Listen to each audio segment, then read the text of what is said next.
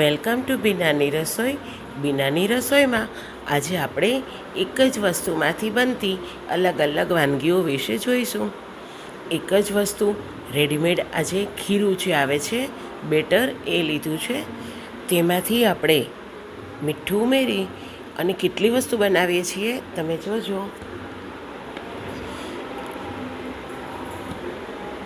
ચલો પહેલાં આપણે થાળીને ગ્રીસ કરી અને રાખી દઈએ. એક નાની કોઈન ઇડલી કરવાની છે, ઈદડા કરવાના છે, એમાંથી ખાંડવી કરવાની છે. ચલો એક અને થોડી કોઈન ઇડલી માટે ઇડલીની થાળી મૂકી છે. કુકરને બંધ કરી અને 10થી 12 મિનિટ માટે થવા દઈએ. અને આ થાળી જે મૂકી છે એ ખાંડવી માટે મૂકી છે,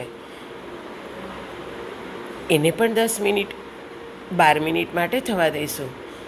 ચલો એક વસ્તુ થઈ ગઈ છે. હવે આપણે ગેસ ઉપર નાના નાના અપ્પેમાં એક સરસ વસ્તુ બનાવીએ છીએ. તમે સતત જોજો, છેક સુધી જોજો, તમને ખરેખર મજા આવશે.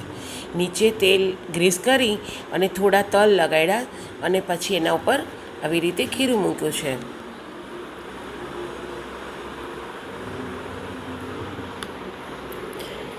ખૂબ જ સરસ અને ખૂબ જ ટેસ્ટી એવી વસ્તુ બને છે, એક નવી જ વસ્તુ.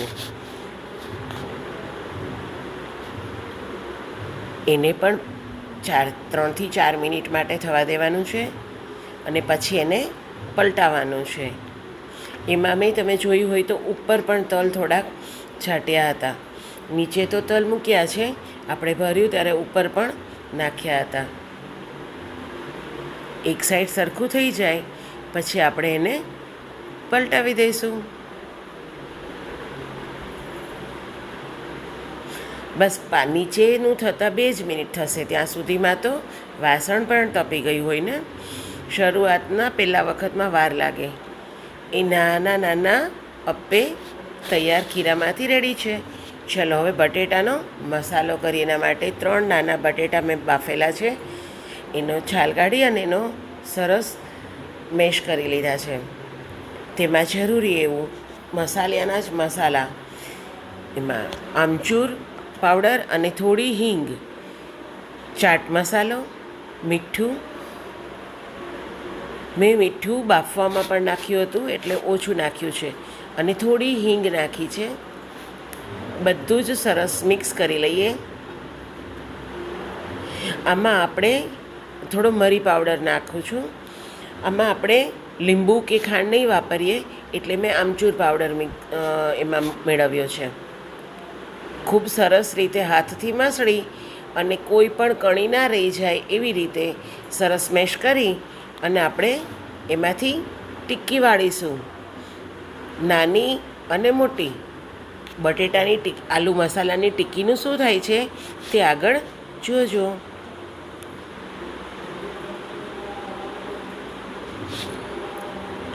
એક પહેલાં આપણે મોટી ટિક્કી કરીએ છીએ.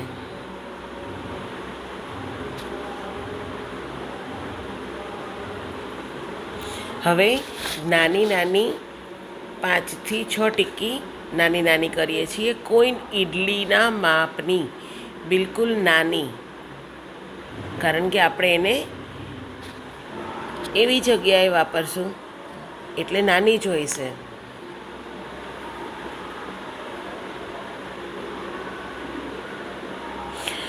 મેં આ વિડીયો બનાવ્યો ત્યારે આ મોટી ટિક્કીનો ઉપયોગ કરવા માટે એક હાંડવો બનાવ્યો હતો, પણ હાંડવાનો વિડીયો કરવાનો રહી ગયો છે. એટલે મોટી ટિક્કી શેકું ત્યાં સુધી તમે જોજો, પણ મોટી ટિક્કીનો ઉપયોગ તમને આમાં દેખાશે નહીં. તેના માટે હું ફરીવાર એક વિડીયો બનાવીશ અને તમને ચોક્કસ બતાવીશ. ખૂબ જ સરસ હાંડવો થયો હતો રેડીમેડ ખીરામાંથી.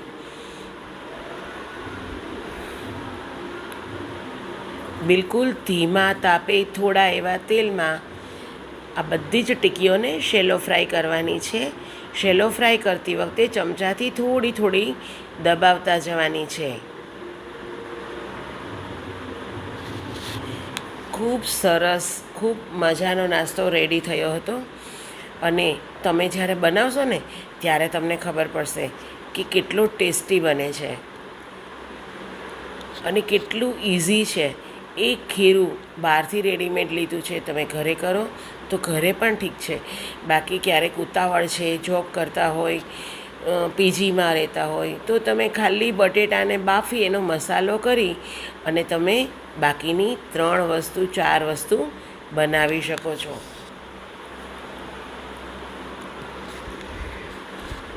મોટી ટીકી ખૂબ સરસ એવી શેકાઈ ગઈ છે. ખૂબ જ ધીમા તાપે કરવી પડે છે. ગેસની વસ્તુ રસોઈ ટેસ્ટી તો જ થાય છે જ્યારે તેને ધીમા તાપે કરવામાં આવે છે. ચલો એક બાઉલમાં આપણે એક વાસણમાં થોડું તેલ મૂક્યું છે. એમાં જીરું, રાઈ અને થોડા કરી પત્તા, લીમડો એમાં નાખ્યો છે. અને પછી કાંદા અને કેપ્સિકમની સ્લાઈસ થોડો મસાલો કરેલી હતી, કારણ કે તો જલ્દી પોચી પડી જાય અને ચડતા વાર ન લાગે. એમાં મેં થોડું મીઠું અને મરચું નાખી રાખ્યું હતું, એટલે મીઠાને લીધે તે થોડી સોફ્ટ થઈ ગઈ છે તો જલ્દી ચડશે. હવે એમાં આપણે થોડો મસાલો કરીશું.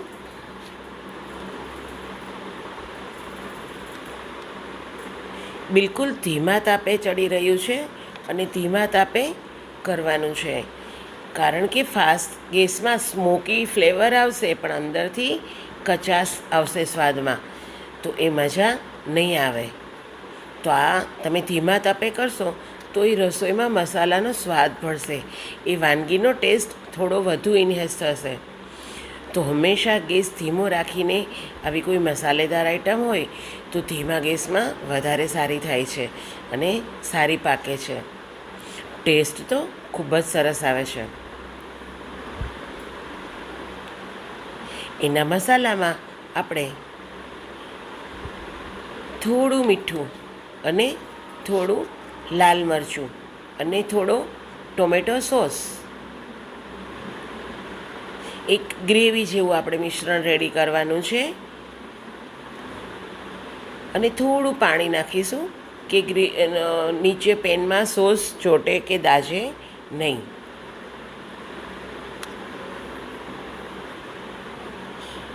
એની અંદર આપણે જે નાની ઈડલી બનાવી હતી, કોઈન ઈડલી, એ ઉમેરી અને આપણે એને ગ્રેવીવાળી કોઈન ઈડલી કરીશું. ટેસ્ટમાં તો એટલી બેસ્ટ બની છે અને ખરેખર મજા આવી ગઈ હતી. તો તમે પણ કરજો. એમાં ઉપર મેં પોડી મસાલો જે આવે છે સાઉથ ઇન્ડિયન વસ્તુનો, એ થોડો સ્પ્રિંકલ કર્યો છે. તમને એની રેસીપી જોતી હોય તો મને DM કરજો, હું તમને રેસીપી મોકલીશ. ચલો હવે જે નાના અપ્પે બનાવ્યા હતા એને વચ્ચેથી કટ કરી અને નીચેના ભાગમાં ટોમેટો સોસ લગાડવાનો છે. નીચેનું જે અપ્પેનો ભાગ છે એમાં ઉપરનો ભાગ આપણે થોડીવાર સાઈડમાં રાખીશું. બધામાં ટોમેટો સોસ લગાડીએ છીએ. પછી એના ઉપર આપણે જે નાની નાની ટિક્કી કરી હતી એ ટિક્કી મૂકીશું અને એના ઉપર ચીઝની સ્લાઈસ પીસ કરીને મૂકીશું. આ તો આપણા થઈ ગયા નાના બર્ગર.